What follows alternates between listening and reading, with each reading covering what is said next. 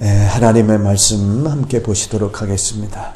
하나님의 말씀은 사도행전 신약성경 사도행전 9장 1절부터 9절까지에 있는 말씀입니다. 사도행전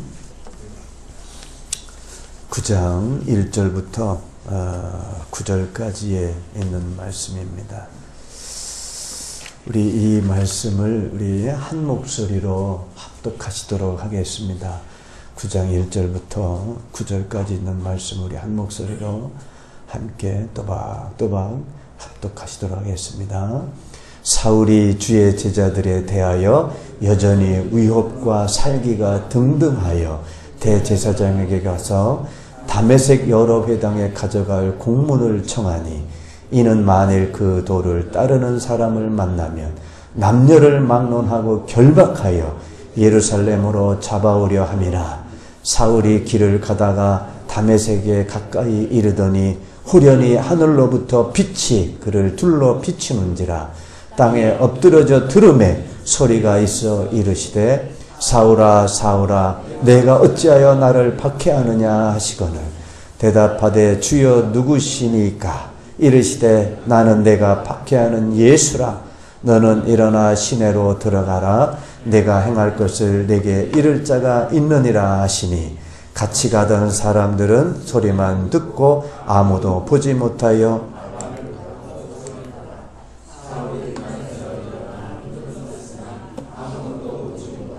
사람의 손에 끌려 다메섹으로 들어가서 사흘 동안 보지 못하고 먹지도 마시지도 아니하니라. 아멘. 오늘 우리가 함께 읽으신 이 사도행전 9장 1절부터 9절까지에 있는 말씀의 제목을 주님의 선한 일꾼이라고 하는 제목으로 말씀을 전해드리고자 합니다.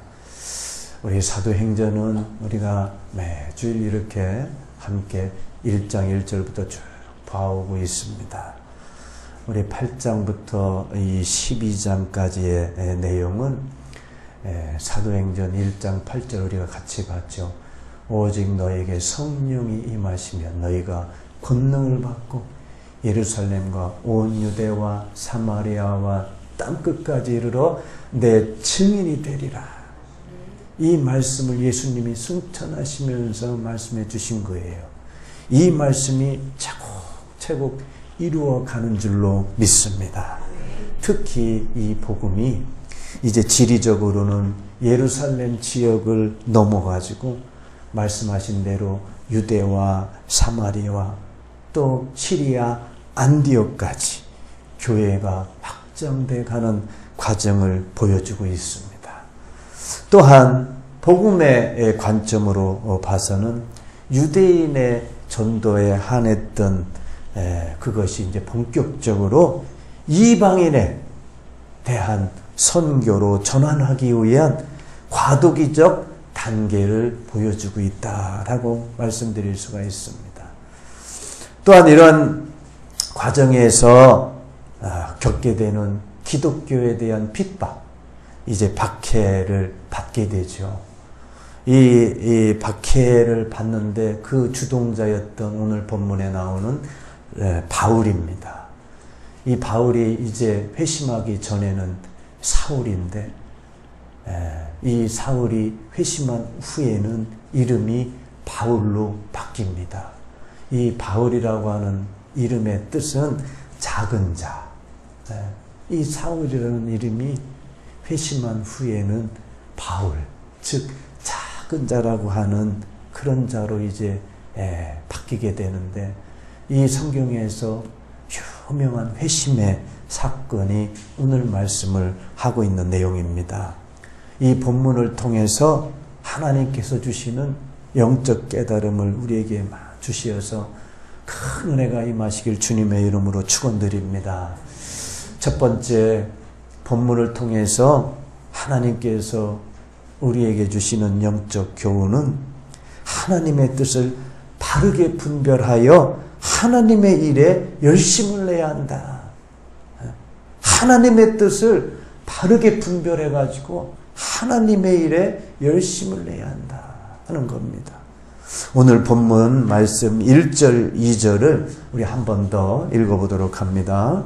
사울이 주의 제자들에 대하여 여전히 위협과 살기가 등등하여 대제사장에게 가서 다메섹 여러 회당에 가져갈 공문을 청하니 이는 만일 그 도를 따르는 사람을 만나면 남녀를 막론하고 결박하여 예루살렘으로 잡아오려 함이라. 우리 이 본절에서는 사울이 그리스도인들을 얼마나 열성적으로 핍박하였는지를 보여주고 있습니다. 사도행전의 저자 누가는 이 사울에 대해서 3번을 걸쳐서 소개를 하는데, 첫 번째는 이 사울이 어떠한 자인가라고 하는 소개를 하는 것이, 첫 번째로는 스데반이 죽을 때 함께 있었던 자였어요. 사도행전 앞에서 봤던 사도행전 7장 58절에 보면 성 밖으로 내치고 돌로 칠세 증인들이 옷을 벗어 사울이라 하는 청년의 발 앞에 두니라.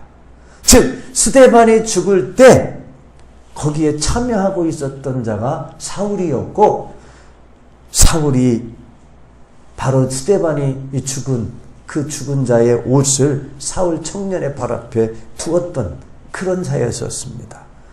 두 번째로 이 사울은 스데반과 같이 예수를 믿으며 증거하던 자들, 즉 유대교의 이단자로 여겨가지고요, 이 그리스도인들을 어떻게 생각했냐면 죽어야 마땅하다 이렇게 생각했어요. 사도행전 8장 1절에 이렇게 기록되어 있습니다. 사울은 그가 죽임 당함을 마땅히 여기더라. 죽임을 어떻게 여겼다고요? 마땅히 여기더라. 오늘날 이 세상에 보면 어쩌면 이 성경대로라고 그러면 우리 믿는 기독교인들에 대해서 이단 종교인들은 우리 기독교인들을 어떻게 생각할까? 우리 기독교인들은 어떻게 생각할까요? 죽어야 마땅한 사람들이다. 어쩌면 성경대로라고 그러면. 이렇게 이 사울은 그리스도인, 예수를 믿는 자들은 마땅히 죽임을 당하여 마땅한 자다 이렇게 여겼다는 거예요. 또 세 번째는 이 사울이 어떠한 자라고 소개를 하냐면 교회를 파멸시키고 그리스도인들을 찾아내어 감옥에 보낸 자였습니다. 8절 사도행전 8장 3절에 보면 사울이 교회를 잔멸할새 각 집에 들어가 남녀를 끌어다가 옥에 넘기니라. 이렇게 그리스도인들을 핍박을 하는데 주동했고 앞장섰던 자가 사울이었다는 겁니다. 이렇게 교회와 그리스도인들을 핍박하였던 사울이 그리스도인에 대해서 여전히 오늘 본문에 어떻게 하고 있냐면 위협과 살기가 등등했다라고 해요. 여전히 식지 않았다는 겁니다. 그리스도인을 보기만 하면 죽이려고 그 살기가 아주 등등했다는 겁니다. 그래서 예루살렘의 지역에 있는 수많은 그리스도인들을 핍박하는 것에 그것에 그치지 않고 이 핍박을 피해가지고 이게 흩어졌던 유대 지역 밖으로 나간 그리스도인들까지도 예루살렘으로 어떻게 잡아오기 위해서 이제 나가려고 하는 거예요. 이제 어떻게 나가느냐면 대제사장으로부터 지금의 체포영장에 해당이 되는 공문을 받아가지고 저 멀리에 있는 그리스도인들을 잡아가지고 예루살렘에 잡아오려고 가려고 하는 그런 지금 상황인 겁니다. 오늘 본문에서 사울이 공문을 받아 찾아간 곳은 다메섹이라고 하는 그런 곳입니다. 이 다메섹이라고 하는 그런 곳인데 이 곳이 어딘가 하면 예루살렘으로부터 북서쪽으로 한 200km 정도 떨어진 그런 곳에 있는 수리아의 매우 큰 도시였어요. 이 지도를 제가 이스라엘의 지도를 보여드리고 있는데 요 밑에 보시게 되면 동그라미 되어 있는 곳이 예루살렘이에요. 예루살렘으로부터 북서쪽 저 위쪽 다메섹이라는 곳이 있는데 여기까지 거리가 200km, 약 200km, 실제적으로 한 240km 되는 거리입니다. 그러면 지난주에도 말씀을 드렸죠. 8km, 한 7, 8km에 2시간, 사람이 걸음으로 2시간을 간다라고 그러면 200km가 넘는 거리는 거의 일주일을 가야 되는, 꼬박 가야 되는 그런 먼 길이었습니다. 그런데 이 사울은 이 먼 길을 마다 않고 지금 공문, 체포영장을 가지고 가는 거예요. 근데 이 다메섹이라고 하는 도시는 초대교회 당시에 매우 큰 도시였었어요. 그리고 여기 성경에도 오늘 본문에도 2절에 보면 다메섹 여러 회당, 그러니까 거기는 큰 도시였고 유대인들이 믿는 자들이 많다 보니까 거기에 회당이 많이 있었어요. 거기에 유대인들 믿는 유대인들이 약 4, 5만 정도가 있었다고 그러고 실제로 이 회당이 몇 개가 있었냐면 30여 개가 있었다는 기록이 나옵니다. 네. 사울은 이 다메섹에서 그리스도의 복음이 왕성하게 전파가 되면 곧 온 세상으로 퍼지겠구나, 이걸 우려했던 자입니다. 그래가지고 걸어서 꼬박 일주일을 가야 되는 이 거리를 마다 않고 그리스도인들을 붙잡으러 간 거예요. 이와 같이 사울의 열심은 분명히 유대교와 율법에 대한 확고한 신념에 근거했다는 것입니다. 사도행전 22장 3절에 보면 이렇게 기록되어 있습니다. 나는 유대인으로 길리기아 다소에서 났고 이 성에서 자라 가말리엘의 문화에서 우리 조상들의 율법에 엄한 교훈을 받았고 오늘 너희 모든 사람처럼 하나님께 대하여 열심히 있는 자라. 사울이 어떠한 자라고요? 여러분들과 같이 하나님께 대하여 내가 열심히 있는 자라고 하는 거예요. 그는 이 유대교의 율법에 대해서 확고한 신념을 갖고 있었던 자였습니다. 즉 자신이 행하는 일이 율법의 권위를 수호하는 일이었고 궁극적으로 하나님을 위하는 일이라고 하는 그런 신념을 갖고 있었다는 겁니다. 하지만 이와 같은 신념은 참된 진리에 대한 무지에서 비롯된 잘못된 것이었다는 겁니다.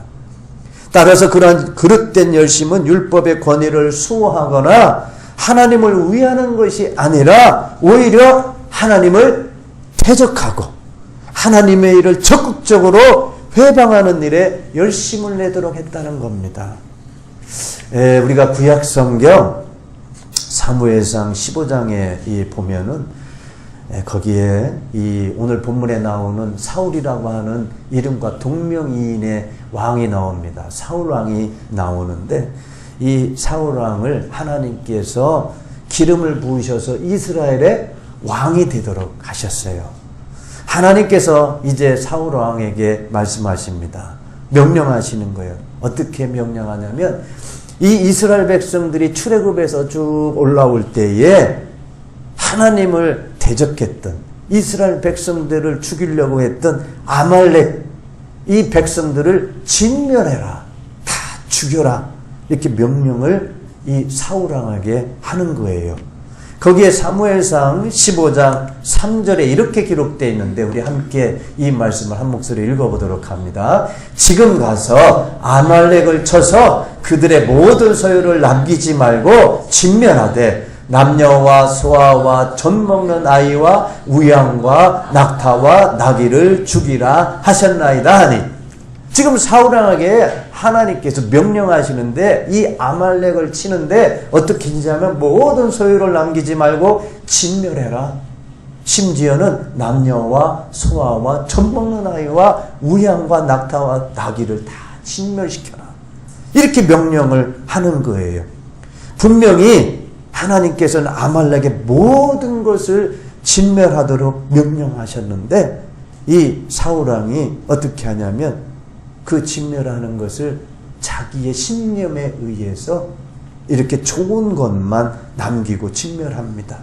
그 말씀이 사무엘상 15장 9절에 나온다는 것도 읽어보도록 합니다. 사울과 백성이 아갑과 그의 양과 소의 가장 좋은 것 또는 기름진 것과 어린 양과 모든 좋은 것을 남기고 진멸하기를 즐겨 아니하고 가치 없고 하찮은 것은 진멸하라. 하나님께서는 분명히 아말렉의 백성들을 모두 진멸하라고 명령하셨는데 이 사울과 이 백성은 아말렉의 왕인 아각을 살려주고요. 또 거기에 모든 좋은 것들은 남기고 가치 없고 하찮은 것들만 진멸하게 됩니다. 즉 사울왕은 하나님의 말씀을 우선시하기보다 자신이 갖고 있는 신념으로 행동함으로 하나님을 후회하게 만듭니다. 사무엘상 15장 10절 11절인데 한번 같이 읽어보도록 합니다. 여호와의 말씀이 사무엘에게 임하니라. 이르시되 내가 사울을 왕으로 세운 것을 후회하노니 그가 돌이켜서 나를 따르지 아니하며 내 명령을 행하지 아니하였으니라 하신지라. 사무엘이 근심하여 온 밤을 여호와께 부르짖으니 사울왕은 하나님의 명령을 자기의 뜻대로 자기의 신념대로 행했다는 겁니다.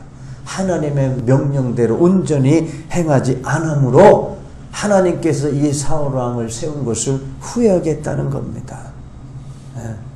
오늘 본문에 나오는 사울도 자신이 가진 지식과 율법적인 지식과 경험에 의해서 신념으로 행동한 겁니다.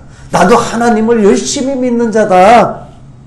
그러면서 행한 것이 어떤 결과를 냈냐면 하나님을 대적하는, 그리스도인들을 죽이는 일로 인해서 하나님을 대적하는 일을 행하게 되었다는 겁니다.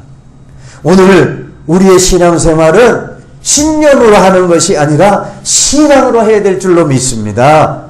신앙은 오직 하나님의 은혜로 얻어지는 것입니다. 신념은 그릇된 사실에 근거할 수 있지만 신앙은 절대적인 진리, 즉 하나님의 말씀을 근거로 하고 있기 때문인 것입니다.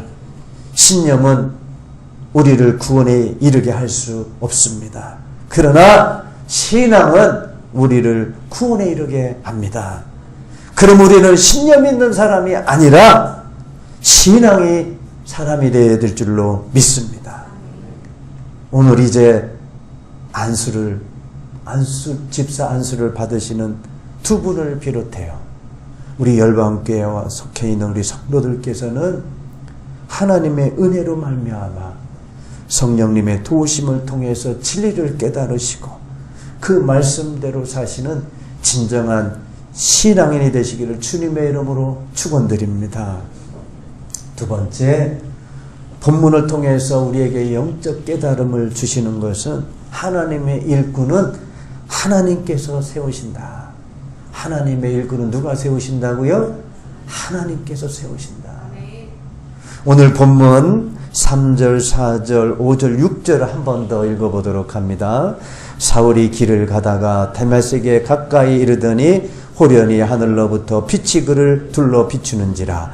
땅에 엎드러져 들음에 소리가 있어 이르시되 사울아 사울아 내가 어찌하여 나를 박해하느냐 하시거늘 대답하여 주여 누구시니까 이르시되 나는 내가 박해하는 예수라. 너는 일어나 시내로 들어가라. 내가 행할 것을 내게 이를 자가 있느니라 하시니. 그리스도인들을 핍박하기 위해 다메섹으로 가던 사울은 주님이 만나주셨습니다. 이 만남으로 인해서 예수 그리스도를 대적하고 핍박하던 사울은 이제 예수를 주로 믿게 되었고 주님의 종 사도 바울로 거듭나게 된 줄로 믿습니다. 만일 이 사울에게 주님이 만나주시지 않았다라고 그러면 하나님의 진정한 일꾼이 될 수가 없었을 것입니다. 끝내는 그는 영원한 지옥의 형벌을 받을 수밖에 없는 그런 사람이 되었을 것입니다. 다시 말해 주님의 대적자였던 사울이 하나님의 일꾼이요 이방인의 사도인 바울로 거듭날 수 있었던 것은 바울 스스로의 선택과 의지로 된 것이 아니라 오직 그를 택하시고 사랑하셔서 그분의 일꾼으로 세우신 하나님의 은혜로 된 줄로 믿습니다. 오늘 본문에 보면 9장 4절에 땅에 엎드려져 들음에 소리가 있어 이르시되 사울아 사울아 내가 어찌하여 나를 박해하느냐 하시거늘. 예수께서 지금 이 사울을 보면서 사울아 사울아 부르시고 있는 겁니다. 다시 말해 사울이 죄로 인하여 하나님을 알지 못하고 하나님과의 관계가 단절되어 예수를 박해하고 있던 사울에게 부드러운 음성으로 사울아 사울아 즉 회개를 촉구하고 계신 겁니다. 사울이 행하고 있는 일의 어리석음과 악함을 깨닫고 돌아오기를 사울의 이성과 양심에 호소하고 계신다는 겁니다. 하나님을 대적하여 교회와 그리스도를 핍박하던 사울은 하나님의 은혜로 사흘 동안 보지 못하고 먹지도 마시지도 아니하고 회개함으로 주님을 증거하는 선한 일꾼으로 변화된 줄로 믿습니다. 그뿐만 아니라 구약 성경에도 보면은요, 아브라함도 하나님께서 믿음의 조상으로 세우실 때에 부르셨어요. 창세기 22장 11절입니다. 우리 한번 읽어보도록 합니다. 여호와의 사자가 하늘에서부터 그를 불러 이르시되 아브라함아 아브라함아 하시는지라 아브라함이 이르시되 내가 여기 있나이다. 여호와의 사자가 하늘로부터 그를 부르는 거예요.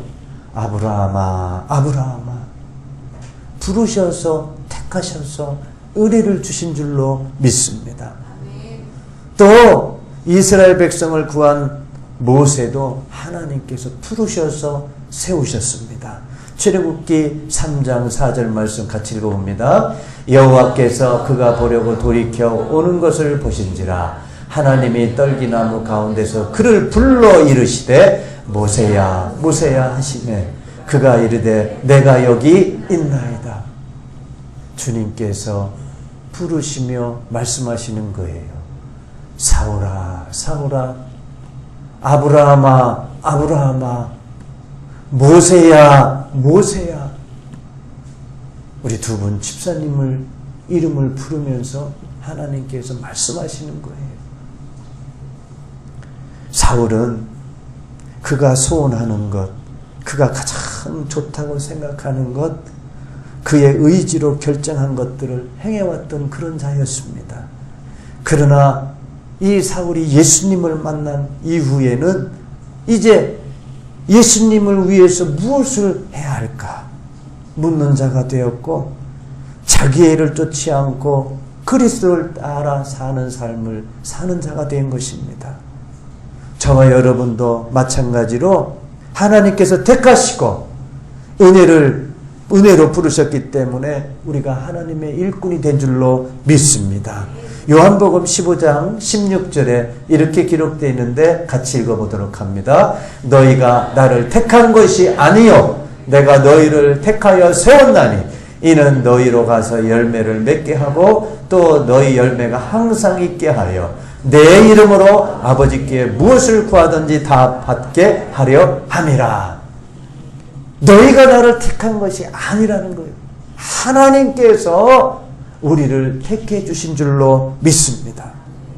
하나님의 은혜는 참 그리스도인으로 살도록 해 주십니다.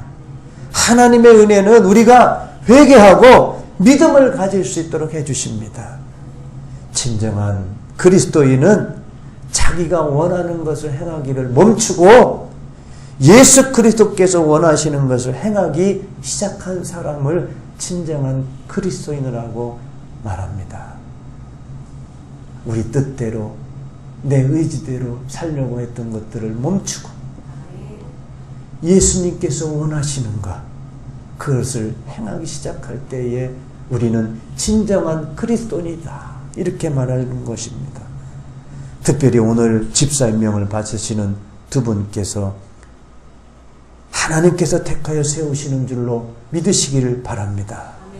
절대로 인간의 선택과 결정으로 되는 것이 아니며 전적으로 하나님의 은혜인 것을 믿으시기를 바랍니다. 그렇기 때문에 오직 권면을 드린다면 첫 번째는 하나님께서 택하여 세워주심에 감사를 드려야 될 줄로 믿습니다. 데살로니가후서 2장 13절인데 우리 한번 같이 읽어봅니다. 주께서 사랑하시는 형제들아, 우리가 항상 너희에 관하여 마땅히 하나님께 감사할 것은 하나님이 처음부터 너희를 택하사 성령의 거룩하게 하심과 진리를 믿음으로 구원을 받게 하심이다. 우리는 뭐 해야 되는 자라고요? 오로지 감사해야 된다. 우리를 택해 주신 것에 대해서 오직 감사해야 될 줄로 믿습니다. 두 번째는 하나님의 일꾼으로 세우셨다는 사실을 평생토록 기억하시어 항상 두렵고 떨리는 마음으로 최선을 다해야 될 줄로 믿습니다. 빌립보서 2장 12절의 말씀 우리 한번 마지막으로 같이 읽어보도록 합니다. 그러므로 나의 사랑하는 자들아, 너희가 나 있을 때뿐 아니라 더욱 지금 나 없을 때에도 항상 복종하여 두렵고 떨림으로 너희 구원을 이루라. 우리는 주님 앞에 나올 때 겸손한 마음으로 나와야 될 줄로 믿습니다. 두렵고 떨림으로 내가 멸망당하지 않을까, 세상의 유혹과 미혹에 빠져서 사탄의 꾀임에 빠지지 않을까, 두려움과 떨림으로 주님 앞에 나와야 된다는 겁니다. 사랑하는 열방교회 성도 여러분, 이제 저희 교회에서 집사 임명을 받으시는 장동길 성도님과 김순아 성도님에게 진심으로 함께 축하해 주시기를 바랍니다. 하나님께서 세우신 두 분이 사명을 잘 감당하실 수 있도록 더욱 기도해 주시고 협력하여 선을 이뤄 나가시도록 힘써 주시기를 당부드립니다. 이제 저를 따라 함께 기도하시도록 하겠습니다. 오늘도 살아계시어 우리와 함께 하시는 하나님 아버지, 오늘 예배를 하나님께 드리며 영광을 드립니다. 이 시간 주님만을 신뢰하지 못하고 저의 의지대로 살아온 저의 죄를 용서하여 주시길 기도합니다. 이 죄인을 택하시고 사랑하시는 주님께 감사드립니다. 주님의 은혜로 새롭게 거듭나게 하시고 주님의 선한 일꾼이 되게 하옵소서. 주님이 다시 오실 때까지 인내하며 주님만 바라보며 나아가게 하옵소서. 예수님의 이름으로 기도드립니다. 아멘.